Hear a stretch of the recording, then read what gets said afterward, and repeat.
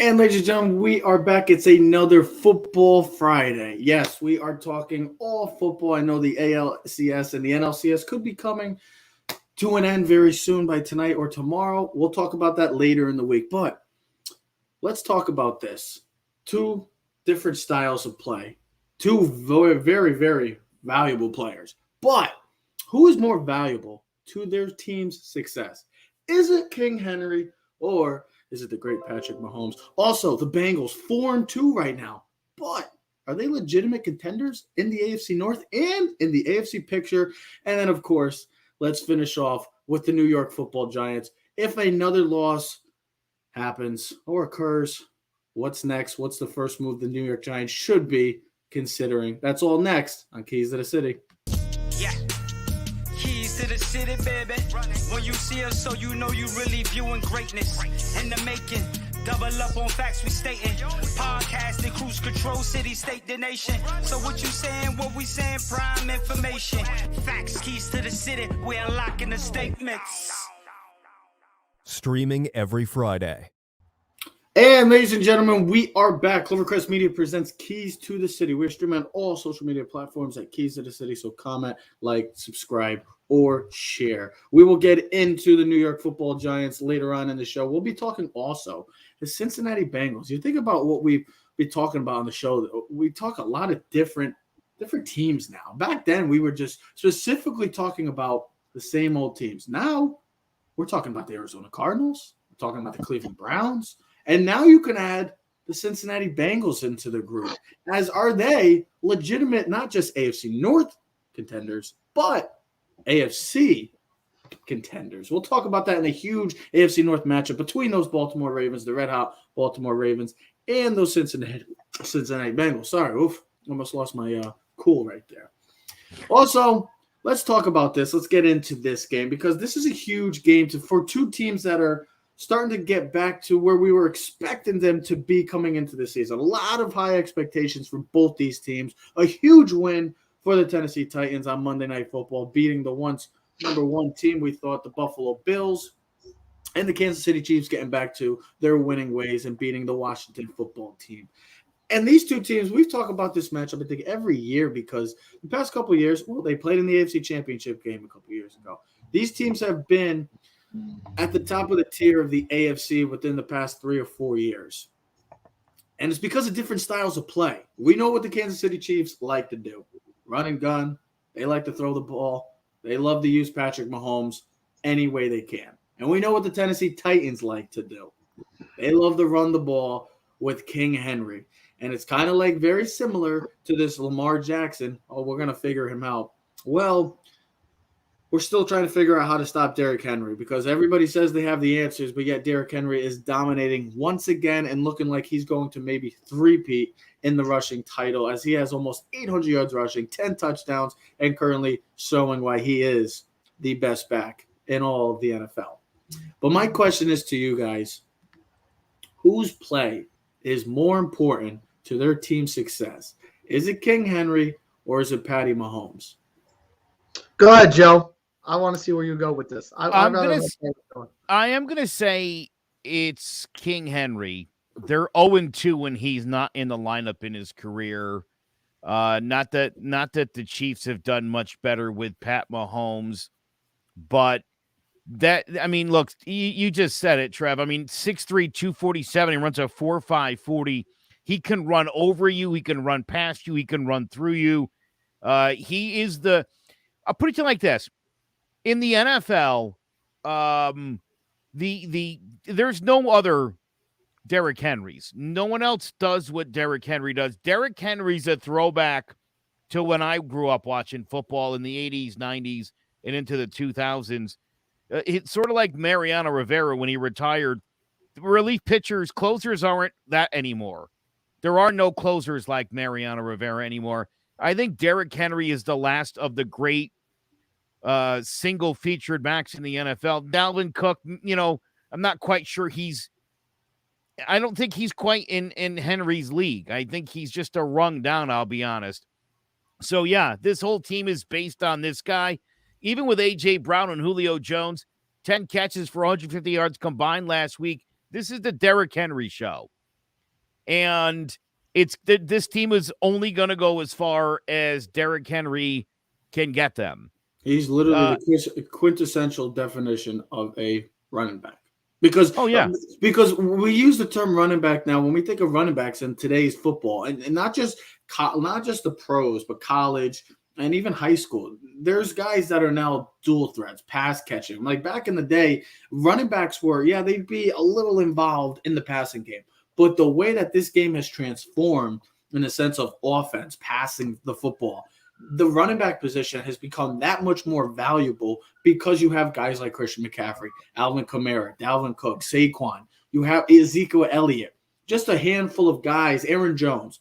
I'll go with those guys that have been at the top of the food chain of those type of running backs. That's the running back now.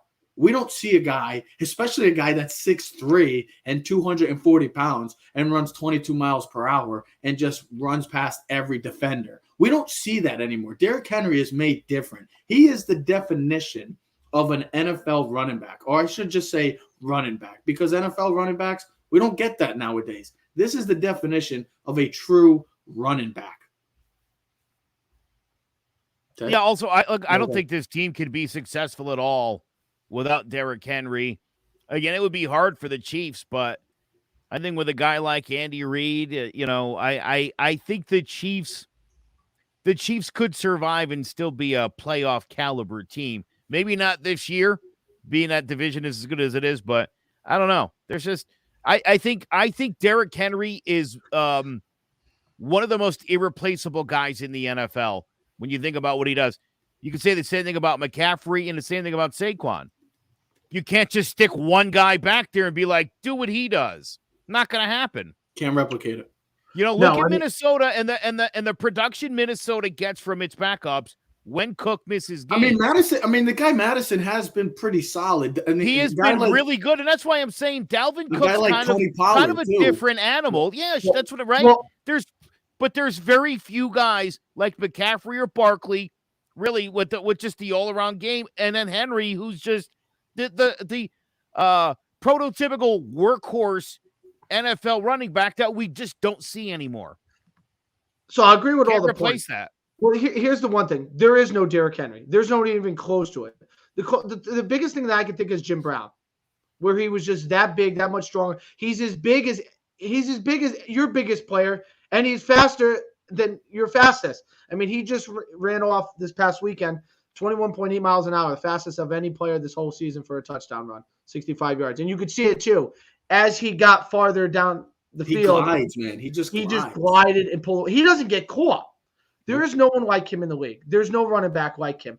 And the reason why I say that is, first of all, and then I'll get to my answer to this question is, which is kind of going to be funny because it's going to be opposite, is Joe, you were talking about Dalvin Cook, right? Alexander Madison. They lose Dalvin Cook. The guy still produces. Go look at your fantasy numbers when Dalvin Cook still produces, all right? Zeke Elliott. He gets hurt, no problem. Tony Pollard might be just as good, if not better, when he's in the backfield for the Dallas Cowboys. Nick Chubb gets hurt. Kareem Hunt doesn't miss a step for the Cleveland Browns.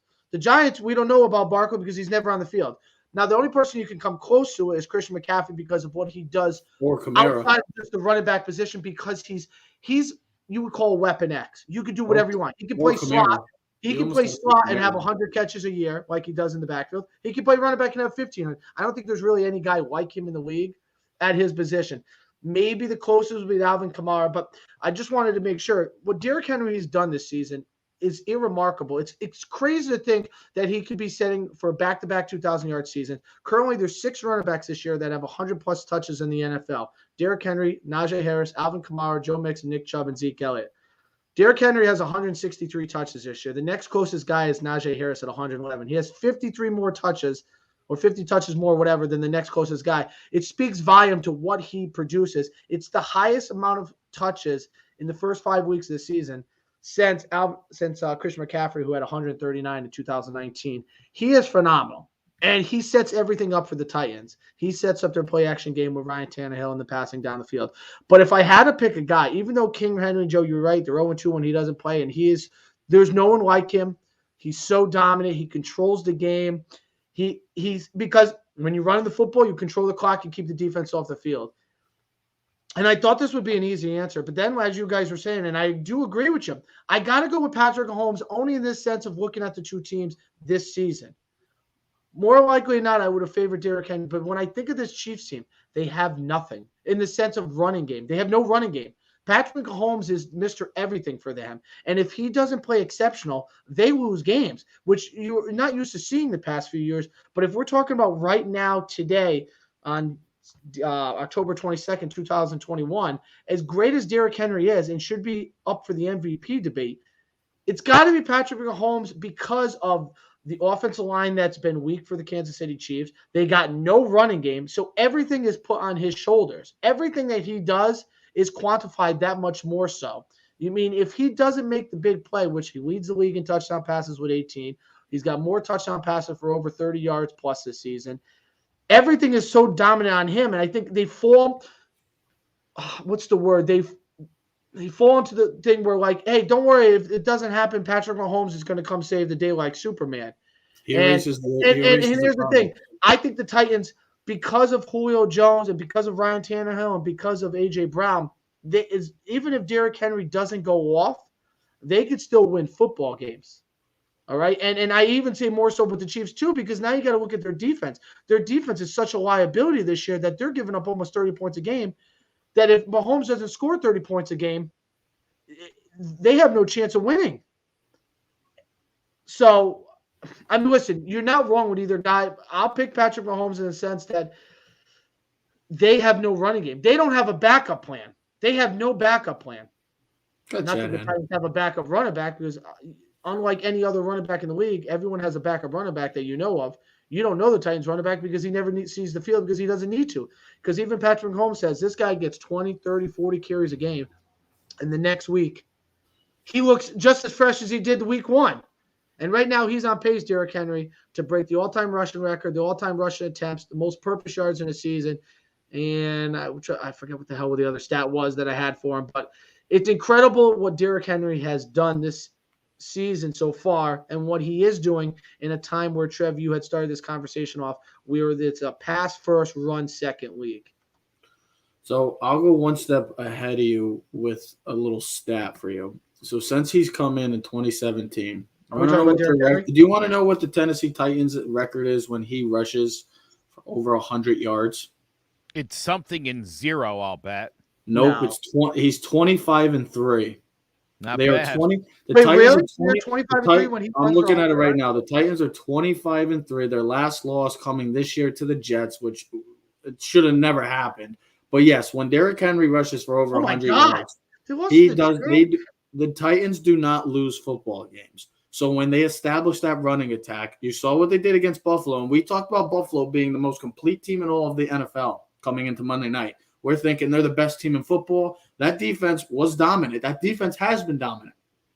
That Titans rushing attack, Derrick Henry picked them apart, and pushed them for 3 touchdowns. So he's doing something right. This Titans team, I know it's so old school philosophy because we're in a passing league now. You don't win by running the football. Well, the stats speak for itself. When Tennessee gives him the ball and Tutu does his thing, they're usually winning football games most of the time.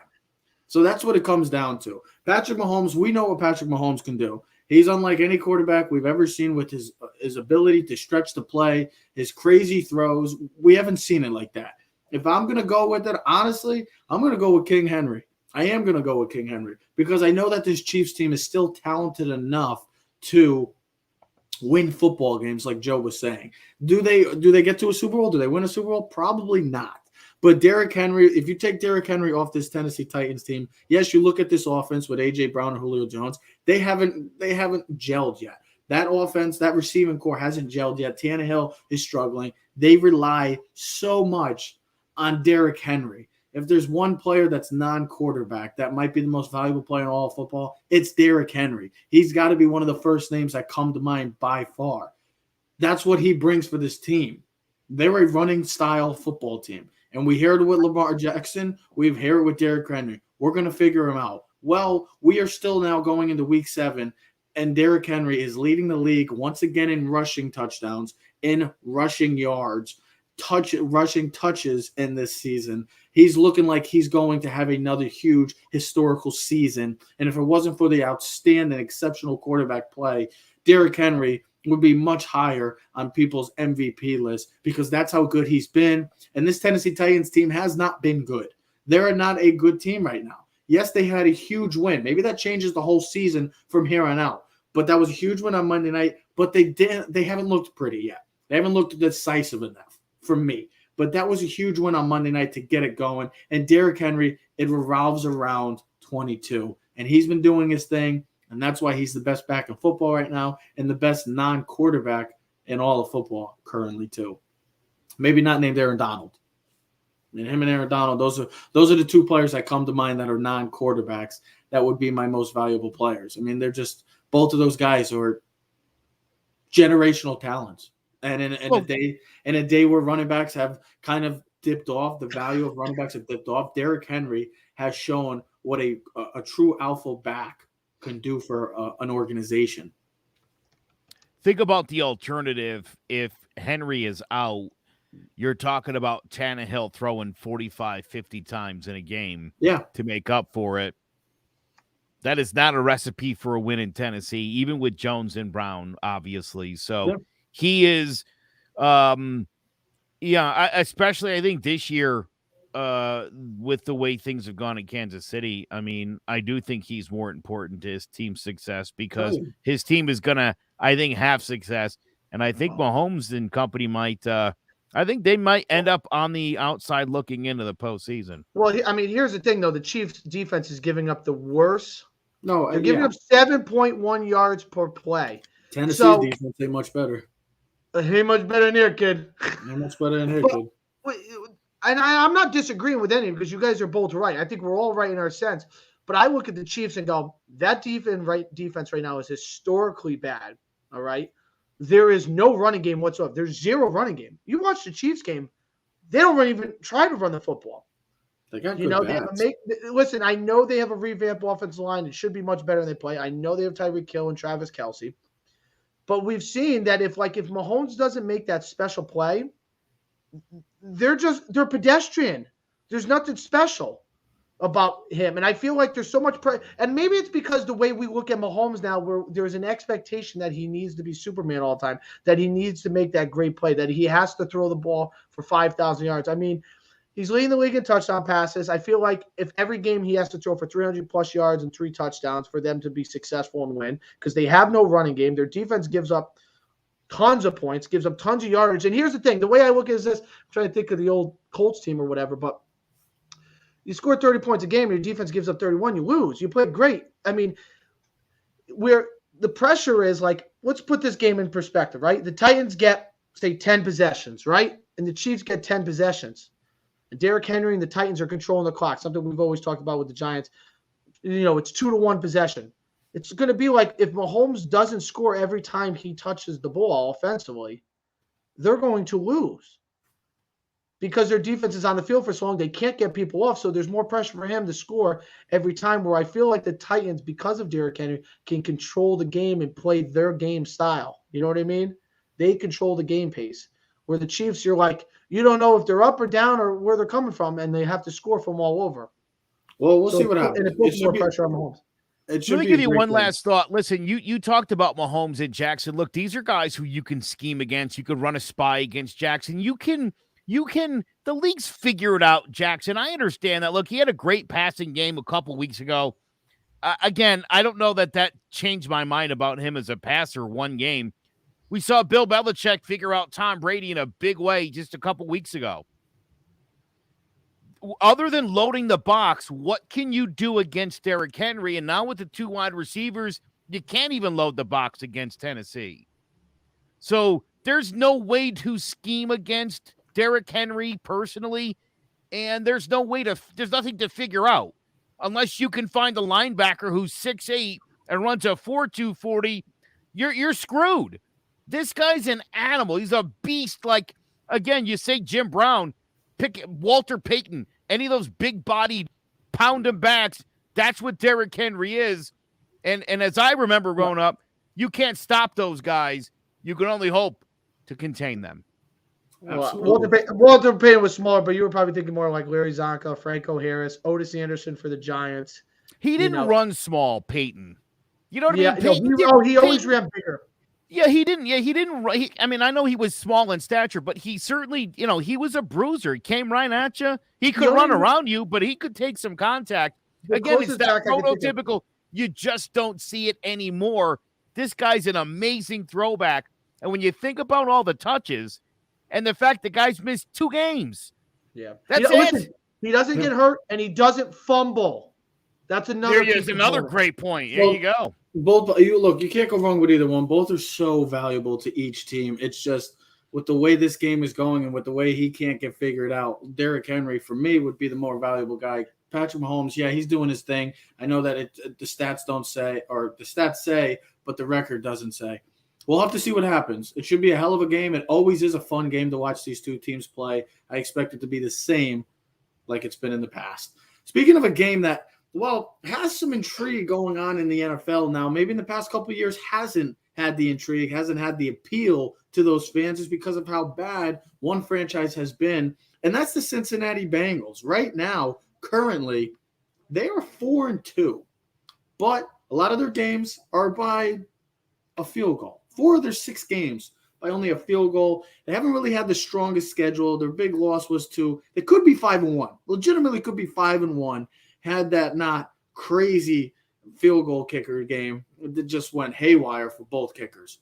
Well, they could have also lost to the Jags. This has been a series that's been dominated by the Baltimore Ravens. And the Baltimore Ravens have been one of the consistent powers of the AFC for quite some time. Well, now you got the Bengals, a new look team, new jerseys, got some nice weapons. Joe Burrow's playing well. Zach Taylor's playing for his job, and the defense is playing inspired. It's not all-time great, but it's playing inspired. The offensive line is still a question mark. They got to get that figured out down the line to keep Joe Burrow from not having a shortened career. But guys, I'm going to ask you, are the Bengals legitimate? Are they a legitimate contender, not just in the AFC North, but in the AFC picture? I know Joe had them actually in his top 10. I didn't put the top 10 list, but he had the Bengals in the top 10. I want to know, are the Bengals legit to both of you guys? Now, I'll ask this, even though I kind of know your answer. When you say legit, you talking playoff team or you talking Super Bowl character? I mean, a playoff team. All right. We got to pump that. Look, when we think of the Bengals, we're not going to go automatically right to Super Bowl. This is a playoff caliber team. So legitimate, yeah, they're legitimate enough right now. I don't expect them to beat the Ravens. I think the Ravens are a better team. They've been here before. They know what to expect. Their coach is well greased up and veteran. Harbaugh knows how to win it. Lamar's playing outstanding football. They're a better team right now. Are the Bengals legitimate? Absolutely. Can they make a run? Absolutely. They're a year away. They're where we thought some like other teams like the Chargers are now, where we thought the Dolphins would be right now, where some of these other teams, when you're like, they're right there, they're on the cusp. If you're a Bengals fan, you got to love your future, all right? You got to love where you're at right now. Zach Taylor and the team looks like they're gelling. They've made some great moves in the offseason. They brought in Trey Hendrickson from the Saints, who's got 5.5 sacks, been a pass rusher. Your boy Sam Hubbard from Ohio State's been another great defensive end, prowess guy. They traded for B.J. Hill from the Giants. He's been a great run stopper for the Giants. The Giants.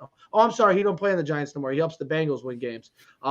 Eli Apple has actually played really good cornerback for the Bengals this year, even though Trey Waynes has been out. I'm drawing a blank. They brought in Von Bell, another Ohio State safety. The kid Logan Wilson's been playing great. Logan Wilson, the kid from Wyoming, who you and me both. I wanted the Giants to grab. He's a playmaker at middle linebacker. He's all over the field.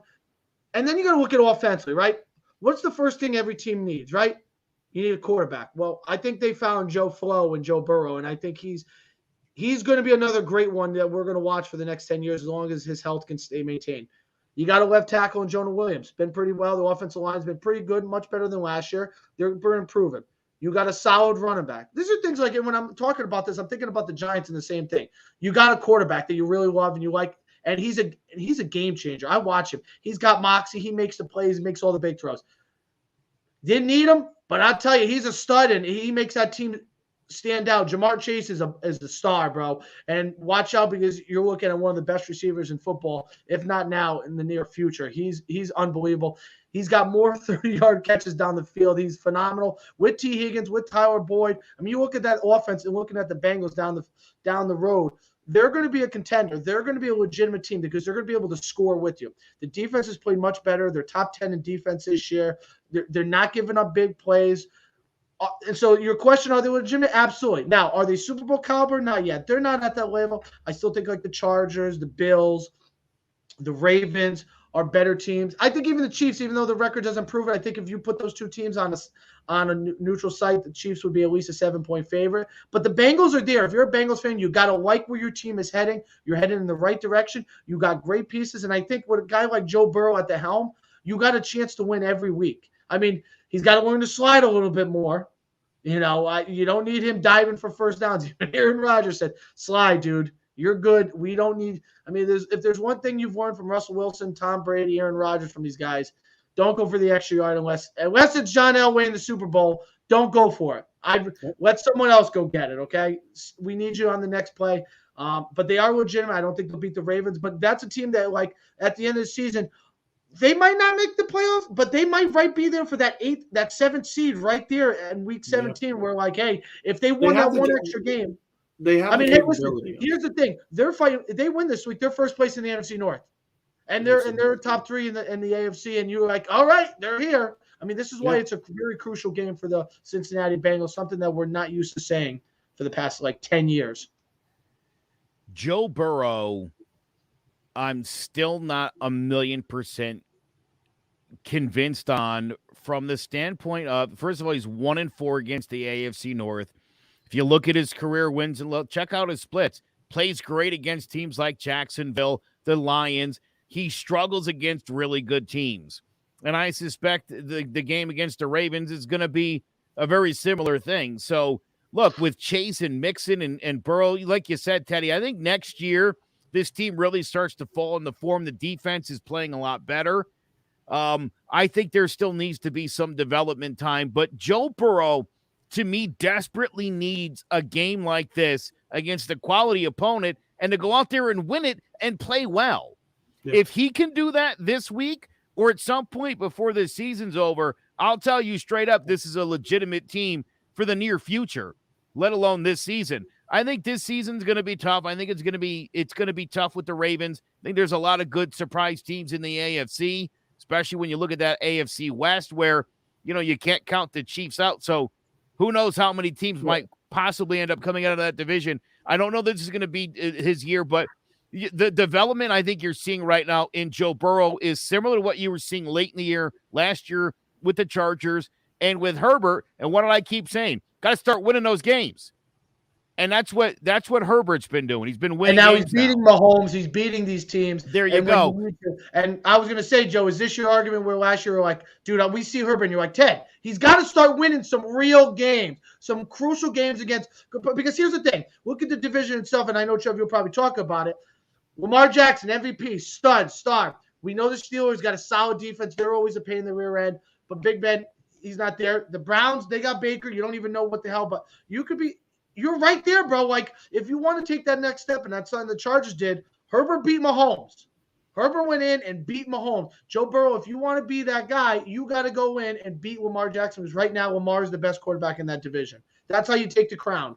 And on top of it, these two teams played last year, and it was a combined 65-6. So this Bengals team is, I would say, light years better than they were last year. Of those games. They're all put together. They're starting to get put together. This team is starting to figure out its groove. It's figuring out, and also the schedule. I was just looking at their schedule.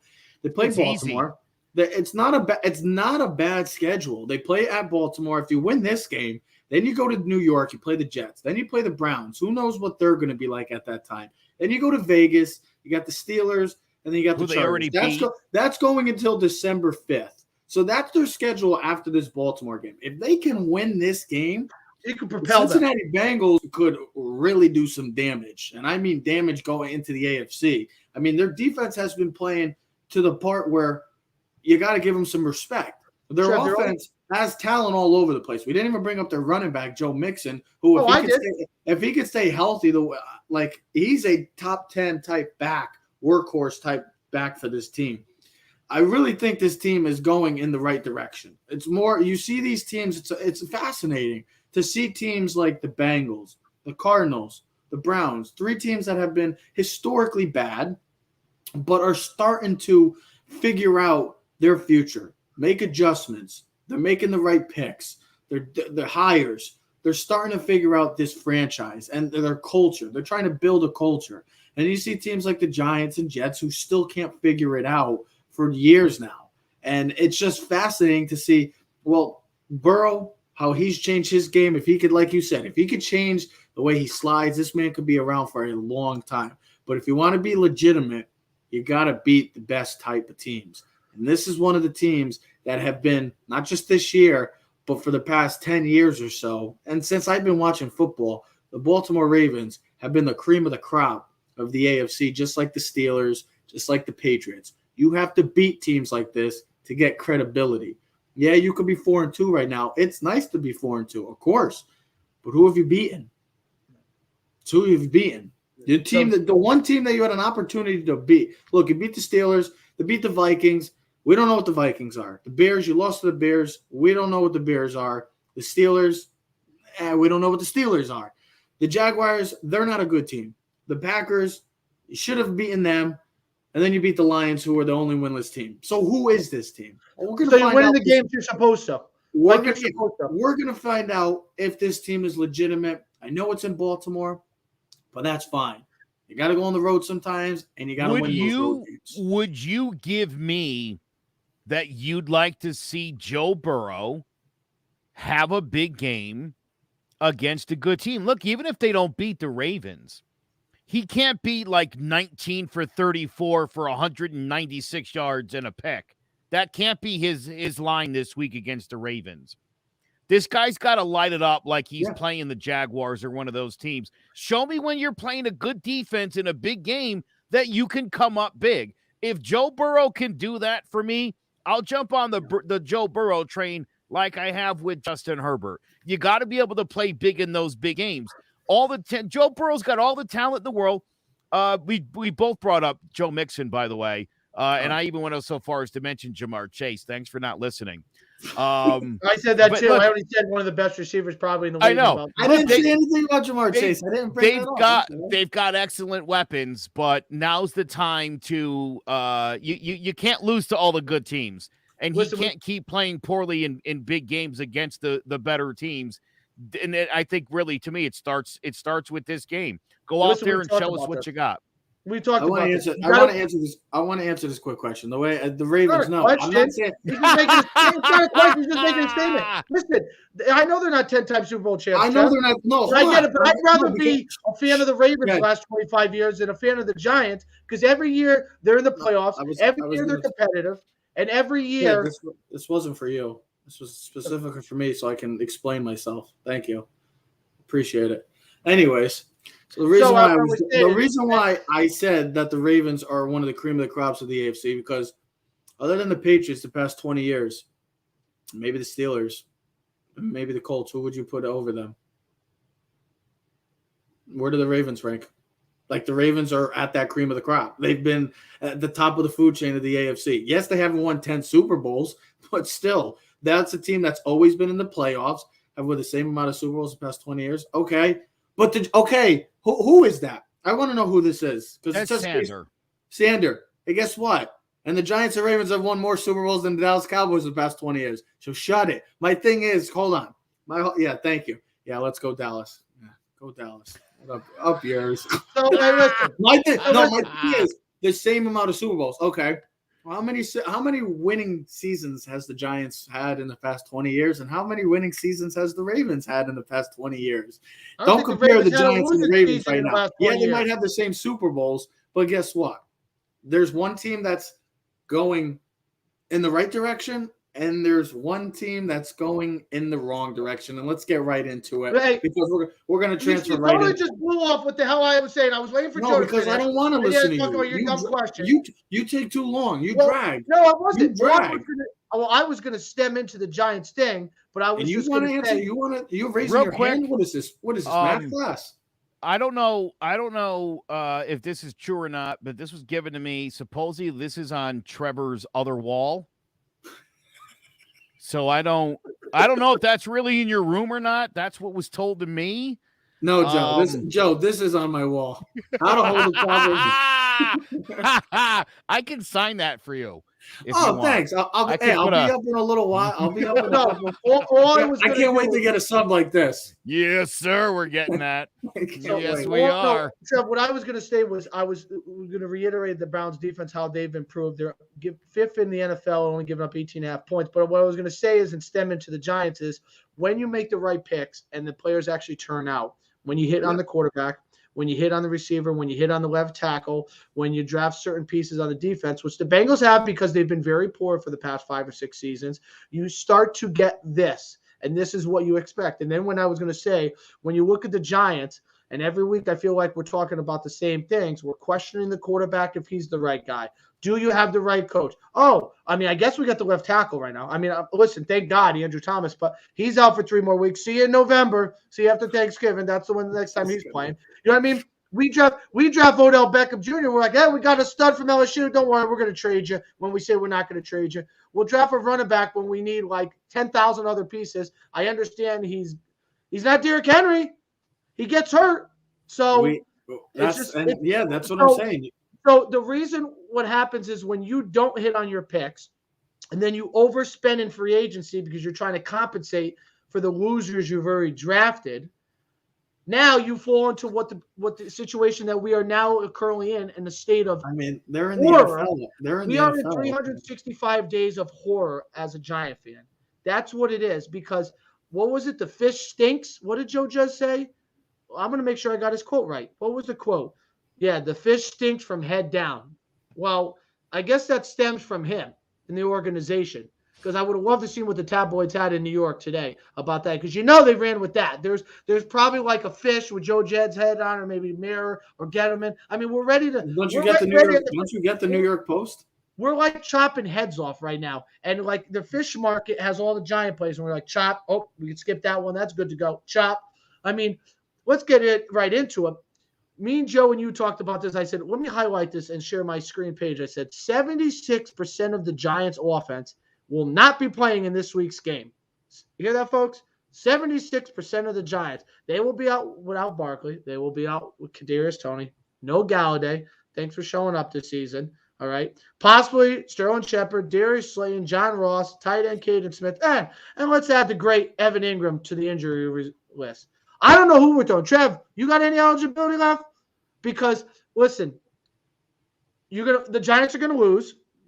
Maybe, who knows? They'll win. Who knows? You never know. They'll get someone off. If they win this game, I'll be more disappointed. Here's the thing. This game right here, this season, this might be the telling story of the whole season. Because as much as you want to say the Giants as a whole should not win, they don't deserve to win, they have no chance to win, everything that has occurred the last 2 weeks between the 2 blowouts, now you got foreign players. Everyone's under fire right now. I mean, Amani Toomer having conversations with John Mara, talking about the dysfunction with this team, the lack of effort.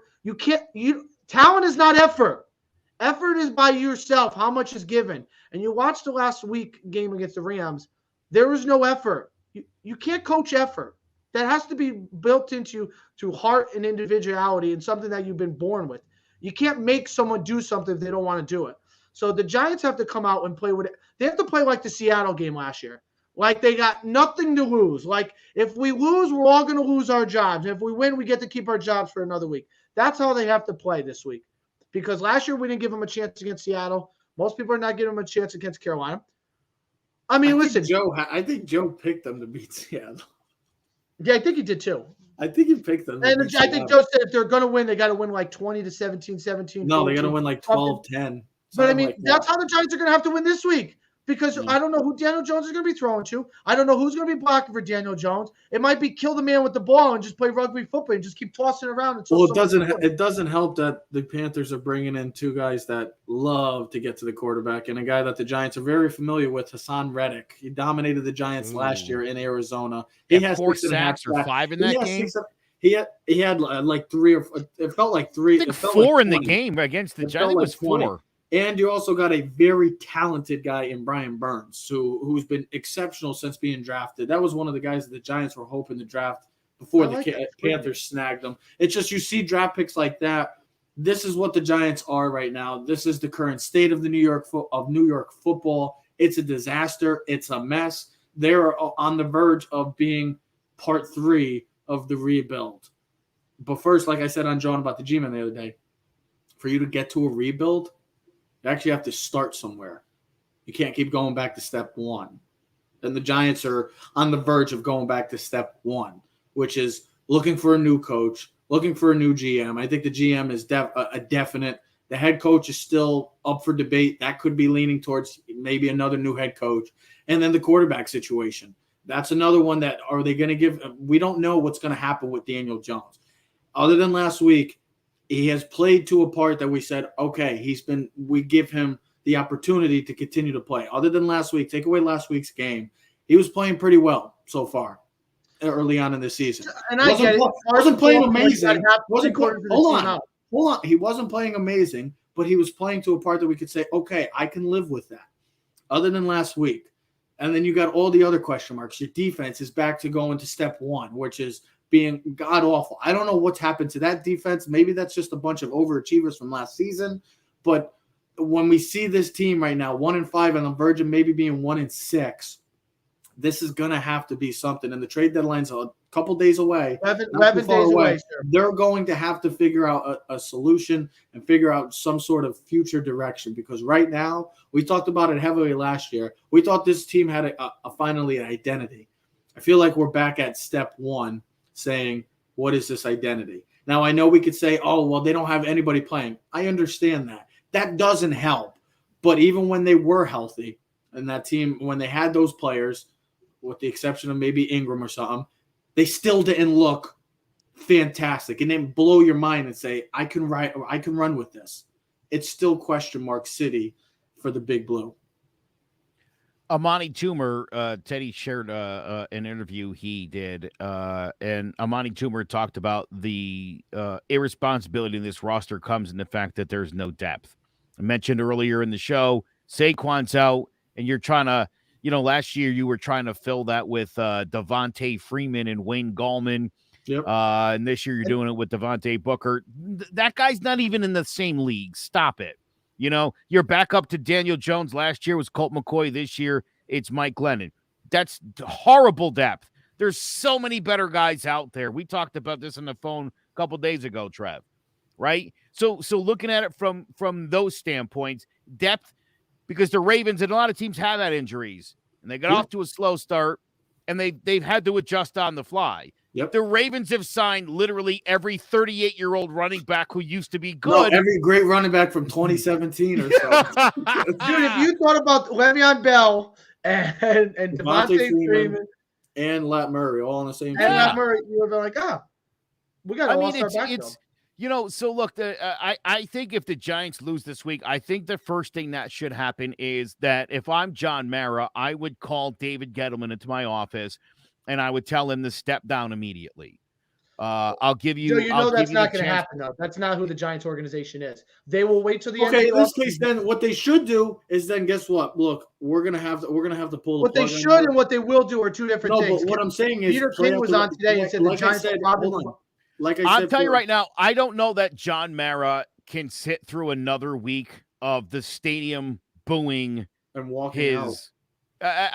That's embarrassing. And I think, we question this guy as an owner. He's got pride and he's got a temper too. He flipped a chair a few weeks ago. He'll do it again. What I would say is if he talked to Gettleman, almost just play it out. like the whole situation. Just play the season out. It's a lost season again, and then you go back to square one. You start figuring out who you want to hire as a coach, and you got to start having to change the philosophy. You can't be getting in-house guys anymore. It's not working.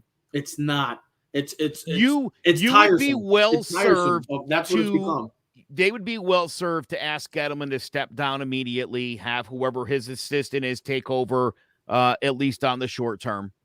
Yeah, because here's the thing: if they don't, because listen, when the season ends, you know what you don't want when the season ends? You don't want guys already getting snatched up because they don't know if your job's available. Because maybe you wait a week after the Super Bowl, you're going to lose out on people. So I agree with your statement, Joe. Because here's the thing: they're probably okay. So Peter King was on Colin earlier, and they were talking. And he was starting off with Joe Judge and the Giants, and listen.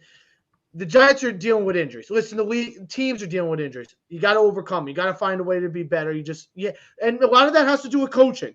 Oh, what do we have? What can we do well? And let's do that. Let's just focus on what we can do well. Let's not worry about what we can't do. Let's focus on what we can't do. We can do. And if that's 3 or 4 plays, like this is what we do. We can run right, and we can run off tackle, and we can play action pass, and that's what we do. And we're going to beat it to death until someone stops it. Joe, I agree with you on the GM thing, but the Giants are not that organization to fire the GM during the season. They didn't do it with Reese, right? They didn't do it. Can't think of them ever doing that. They're not that organization to do that. Even Peter King said the Giants won't do that. They'll probably wait to the end of the season. They'll fire Gettleman.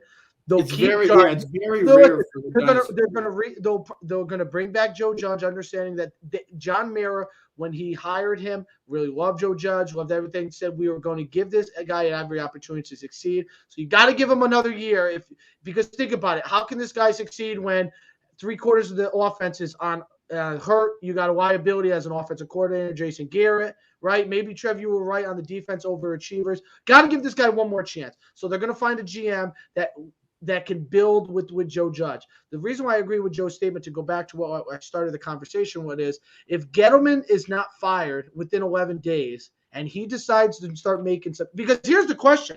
Here's the question I'll bring to all three of us is, in 11 days the trade deadline is, right? The Giants are out of the playoffs. We know that. That's the question.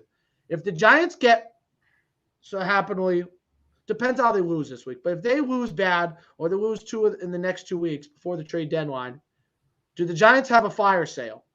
And if the Giants do have a fire sale, do you let Gettleman run the trades, knowing that he probably will not be there in the offseason? You know what I mean? Is he going to be trading a guy that maybe a GM or someone else wants next season, but he ain't going to have a say because he ain't there right now? You know what I mean? Who's running the show? Who's going to have the final say? Maybe it'll still be the Maras, but I guarantee Gettleman's the one making the calls. John Mara ain't calling, the Dallas Cowboys and going, hey, what can I get for it doesn't get any better, because next week after this game, they go to Kansas City on Monday Night Football. So, and probably the trade deadline is probably like 2 days later. The next day. So, I mean – and then they play the Raiders, and then they play the Bucks, and then they play the Eagles and the Dolphins. That's until December 5th. That's their schedule. That's why I think this game is so important, not only for you as a player, but the organization. Yeah, because it's going to be like one of those games. I can't think of the word, but the heart game. What do you got for us? Because even if you lose, how do you lose? We can accept defeat in a battle, in a war, and you're like, hey, you just say, you can't accept like how it was last week. Can't accept how it was last week. You can't be having people move up, leaving at halftime, booing as you're down by 4 touchdowns. Because that can't happen. If you go new coach and you do what Trev you were saying, the problem is, are we done with Daniel Jones then? Because here's the thing. It happened with the Cardinals. They drafted a quarterback. They thought that guy from UCLA is, and this is what you do in the NFL. If you don't think he's good enough, draft the quarterback again next year. And if he ain't good enough, draft another quarterback. And keep drafting a quarterback until you get Joe Burrow, or Kyler Murray, or Justin Herbert, or Mahomes. Because now we have learned, unless you're the Tennessee Titans and you have Derrick Henry, which no one else has in the league except for them, you better have one of the best quarterbacks in the league, or you better have an elite defense or something because as good as the Browns are, all right, talent. When we did the show week 1, we said the Tampa Bay Bucks and the Browns probably have the 2 best teams, rosters as a whole, offensive line, defensive line. You break it down, you're like, the Browns, you got 2 running backs, 2 tight ends, receivers, linemen. You're like, but the one liability is the quarterback. Is he good enough to get you over the hump? Is he good enough to be a Justin Herbert? Is he good enough to be a Mahomes? Is he good enough to beat a Josh Allen? Are you good enough to be Aaron Rodgers, Tom Brady? Are you good enough? Are you good enough to hang your hat on something? What are the Giants good at? You know what I mean? I could say, hey, listen, Daniel Jones is still good, but the Giants players, he's been hurt, but he's still a winner. Like Lamar, he's good. He's missing pieces, missing Sammy Watkins, Marquise Brown's out, missing tight ends, linemen, and he just keeps producing. Can you produce? You have to overcome these negatives, and that's the only question is if you do full rebuild, what happens with Barkley? What happens? I mean, are we scrapping the whole thing? I mean, are we ripping this whole thing to shreds? Because I feel like when you look at this team, there is pieces. I mean, as a Giant fan, you got to be like, what can you hold your head up high on? What can you say like, well, we got good receivers. Well, they can't stay healthy. Shepard, I love Shepard. Yeah. I've loved him since he got drafted out of Oklahoma. He gets hurt every year. He misses 4 or 5 games. Galladay, that was his one negative. He gets hurt. Barkley's been hurt every year except for that 1 year. What can the Giants hold their head up high on that you could stand on foundation and float above water? I don't know right now. That's sad to say because all 3 of us, at least at the end of the season when we're doing our final Giant review, we're like, well, you know what? The Giants defense is there. They're good enough. We've got a couple more pieces, get a pass rush. We could be right there, top 10 defense. We're there. If we get a better offense line, we run the football with Barkley and Daniel Jones, we'll be great. And I just don't know if we have anything to hold our head up high anymore. Joe, finish up. Look, I think that they should trade Evan Engram. I think they, like Teddy said, you can get a 5th round, 4th, 6th round, 7th round. I'll take anything really at this point. He doesn't fit. He doesn't fit. You're not using him. Just get rid of him. I would like to make one prediction, and I feel like this is an absolute lock.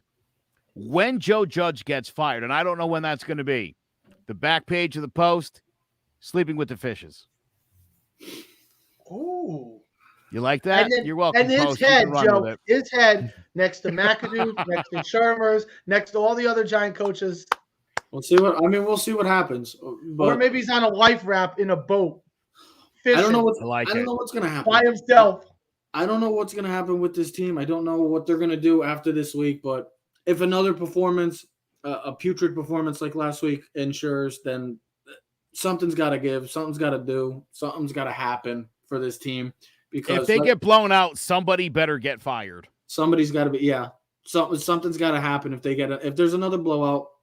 There has to be some serious changes. You can't wait for much longer because it's not getting any better. The schedule is not getting any better. They're going to have to figure something out. Any better, any easier, anything. We'll see what happens. It's going to be a hell of a sports week again. You got the NBA. We're gonna start getting into the NBA. Me and Ted. We haven't talked about it yet. We didn't do a preview, but NBA is back. Hockey is back as well. All 4 sports are in play right now. This is a great feeling. College football. Coastal Carolina, well, now you could stop. We could ease at rest with the Coastal Carolina debate. They're done. Their season is history. We got also the ALCS and the NLCS. Who's it going to be? Is it going to be the Astros and Dodgers? Is it going to be the Braves? Can the Braves finally finish the job? We'll have all that next week at Keys to the City. We are streaming on all social media platforms at Keys to the City. So comment, like, subscribe, or share. Clovercrest Media presents Keys to the City. We are out. Yeah. Keys to the city, baby. When you see us, so you know you really viewing greatness in the making. Double up on facts we stating. Podcasting, cruise control, city, state, the nation. So what you saying, what we saying, prime information. Facts, keys to the city, we're unlocking the statements. Streaming every Friday.